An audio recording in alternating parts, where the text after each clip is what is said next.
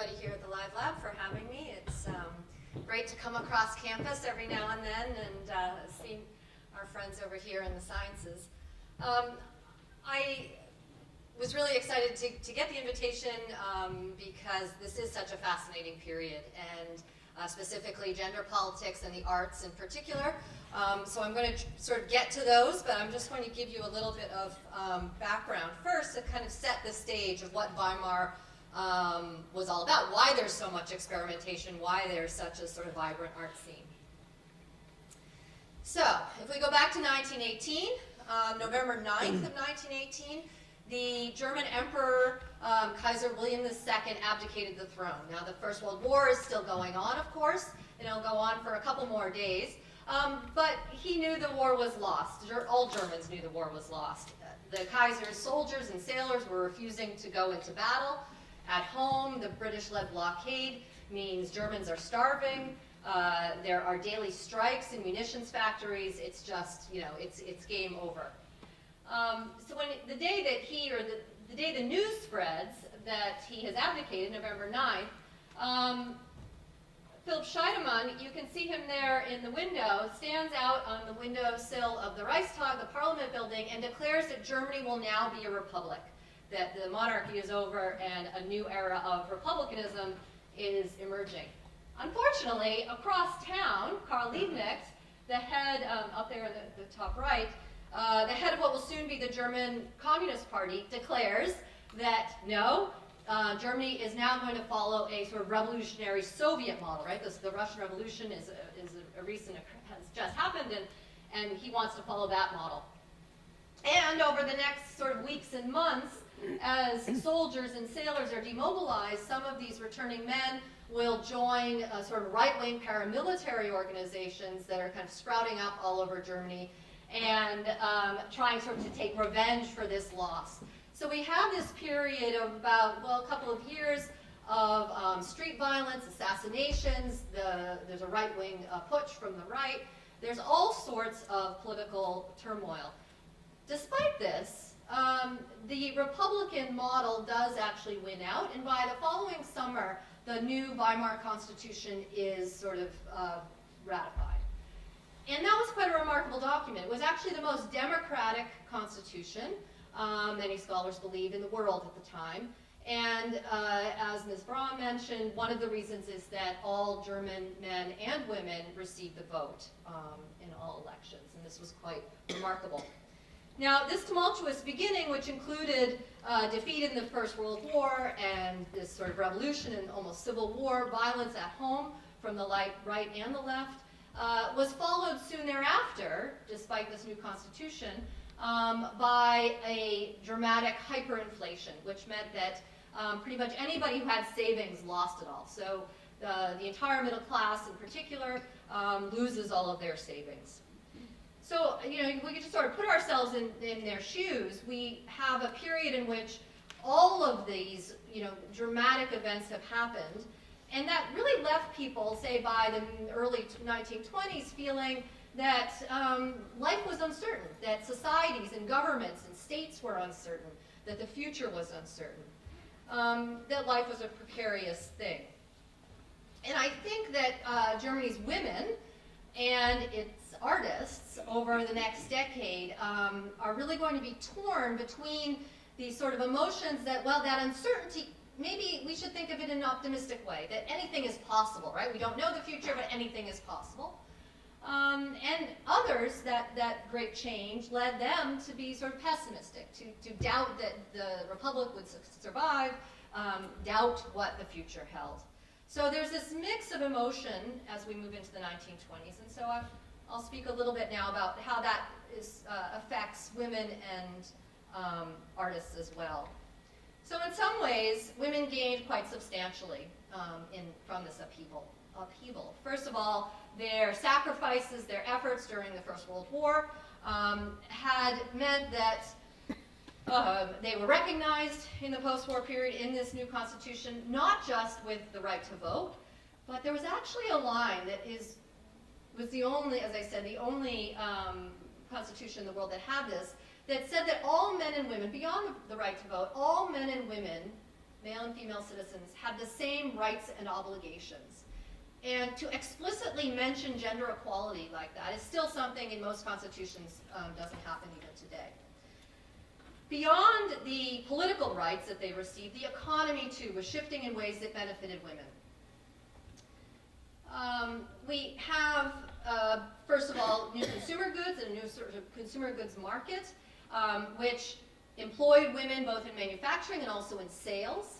And new technologies allowed for greater employment of women in office scenarios as sort of receptionists and telephonists and stenographers and all sorts of new bureaucratic jobs. So the white-collar labor force, led by women, is growing in this period. And it's these women who will be called Weimar's new women. These women who are taking on new jobs with these new political rights as well. They have a little bit of spare change, so they're more publicly visible in the 1920s. You know, they had been on their own during the war without many men. And so now in the post-war period, they're sort of living that independence still, especially with these new jobs and new political freedoms. So all of this sort of crystallizes into what we see here, these sort of new women. These women, of course, are kind of, out on the town. This is not the way people dressed on a daily basis, but you can see even here in this picture on the left, these are women, female students at the Bauhaus, the famous art and design school. And you see the short skirts and the short hair, the bobs, right? This Bubikov hairstyle and the shorter hemlines were actually holdovers from the war. The long skirts and long hair were quite dangerous in the munitions factories, right? Women could get their clothes and their hair caught in machines and be killed. So women started cutting their hems and their hair already during the First World War, and also this more masculine silhouette, this slimmer silhouette of the 1920s was also a holdover from the blockade, right? Many women are actually, taking in fewer calories and losing weight. Nonetheless, even though these are slightly older, they have sort of older roots, all of this look comes together as iconic 1920s look. So, those are our new women, right? Young, employed, out on the town, a little bit more independent. However, it wasn't just the look that was new. Living amidst this sort of political and social upheaval, attitudes also began to change. If war could wipe out so many lives and the savings of the entire population, then many young people also believed, this uncertainty again, right, is foremost in their minds, and they believed we should be sort of living in the present because we don't know about the future. We should be living in the present, and so we're going to see, again, that's another reason why women are more interested in sort of being out in public and enjoying themselves. We're going to see all sorts of new innovations in art and culture. First one, of course, is Weimar cinema, quite famous still today.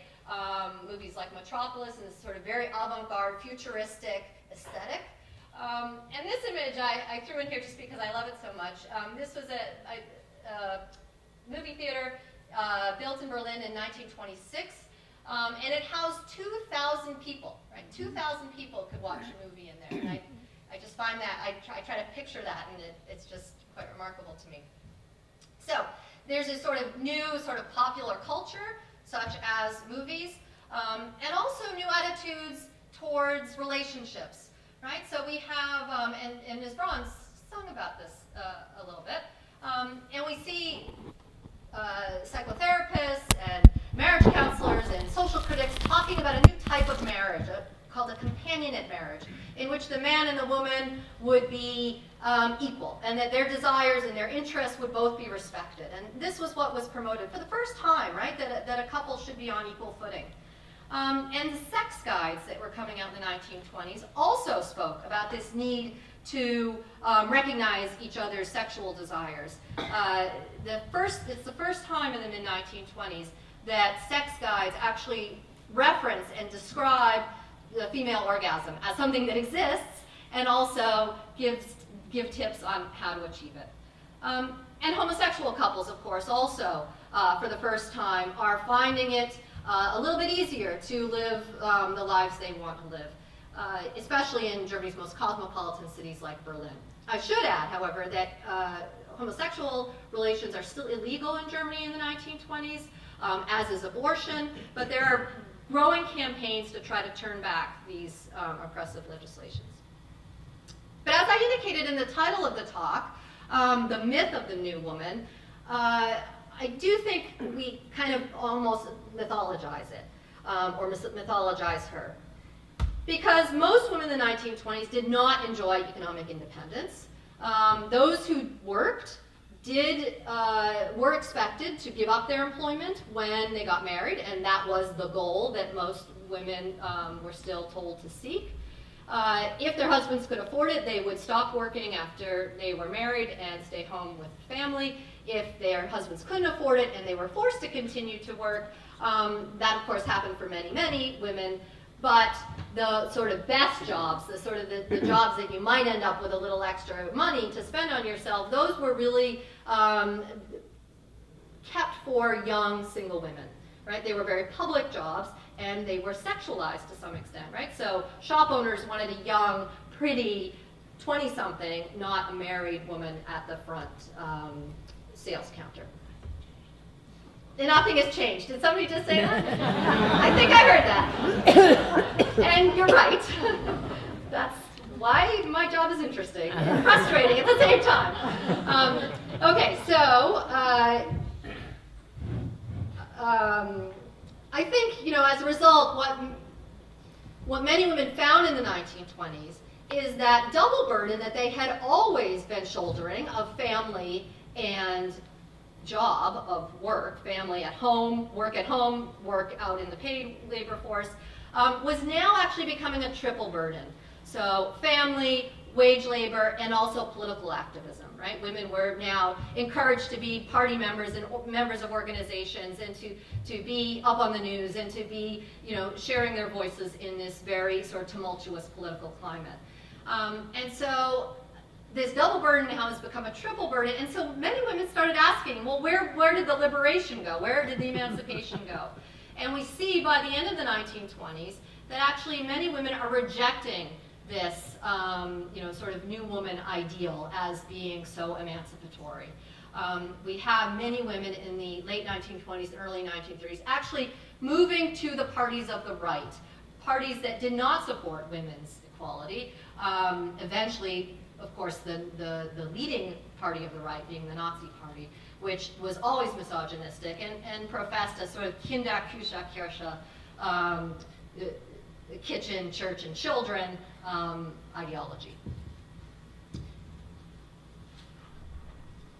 Done. So let me talk a little bit about art in this period.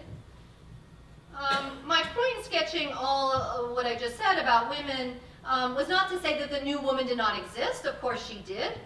But I wanted to illustrate the sort of pressures and tensions that those women faced. And I think those sorts of pressures and tensions show up in the art world too. This ambivalence toward modernity. What does progress mean? Have we really achieved progress? Is modernity actually bringing anything better to our lives? We just look at some of the art. These are both images that come right from 1919, so right on the heels of the defeat in the First World War, right during the sort of revolutionary period. And so some artists, of course, were very optimistic, as I was sort of indicating earlier, very almost utopian in their beliefs about what maybe the future could hold now that peace had been gained. So on the left, we see one of Bruno Taut's sort of artistic drawings, or architectural drawings, I should say, with this sort of gleaming futuristic city in the distance on the mountain with this beautiful sunset behind it, right? This very hopeful utopia. And on the right, Hannah Höch's collage that is very sort of anti, it's just looking at it, it's quite dark, but if you sort of take apart all the pieces, it's sort of anti-nationalistic, anti-capitalist, anti-militarist, right? It's sort of, it's angry and it's fearful about the future. So these are sort of, radically different responses at the end of the First World War. As we move into the mid-1920s, we have a wholly different perspective The Bauhaus, of course, this very famous architecture, design, art school. And the artists there really believed that, okay, yes, we've come through this terrible place, and we're not sure about the future, but we can, they believed, connect art and science, art and rational thinking, to sort of create designs that will benefit people and lead to a more democratic society. Right? We can mass produce building materials. We can mass produce home goods in ways that a greater percentage of the population can live in comfortable, healthful dwellings. And then, of course, there's also a range in music, and I think we've gotten a little bit of a taste of that today. We just even got to participate in singing about Josephine Baker, her very erotic shows, and also, of course, there were sort of gender-bending, really sort of shocking, wonderfully politically motivated cabaret by women like lesbian Clara Waldorf. So there was no single Weimar art style. There was no single woman, right? The new woman was just one of a sort of range of women's experiences. But I think Weimar remains so iconic precisely for this reason, right? Because there was this clash of old and new, optimism and pessimism, celebration and critique. And it was this volatility that lent the arts, and Weimar more generally, such energy, but also sort of provided the ammunition for those who wanted to banish this sort of experimentation and this sort of open, tolerant, expressive culture. It's not surprising then that the Nazi leadership, when they come to power in 1933, moved quickly to shut down the Bauhaus School for Art and Design, for instance, to close many of the cabarets, particularly, of course, or most quickly, those who celebrated gay culture. The El Dorado, of course, one of the most famous, and Hansi Storm saying there, and we have it here on the left, before 33, and there, the Nazis, of course, wanting to cover the windows with swastikas to show this is our territory now. That sort of lifestyle doesn't exist here anymore. So they thought. And the new woman, well, the Depression, of course, as it comes right around the same time, a couple of years before the Nazis come to power, the Depression made life difficult for all Germans. Germany faces the highest unemployment rate in the world during the Depression. About 6 million people were unemployed. And women, of course, or maybe surprisingly, actually held on to jobs sometimes a bit longer than men during the Depression, and that's because, of course, they were cheaper to employ. Somebody could yell out, "Yeah, that nothing's changed again." But the fact that women were paid less and could hold on to their jobs had the sort of outcome, of course, that now they had yet another responsibility, the only breadwinners for their families, as well as still taking care of household and children and being politically active. And so their lives certainly did not get any easier. And in fact, women, feminists, new women, become scapegoats of the Nazis along with Jews, radical artists, etc.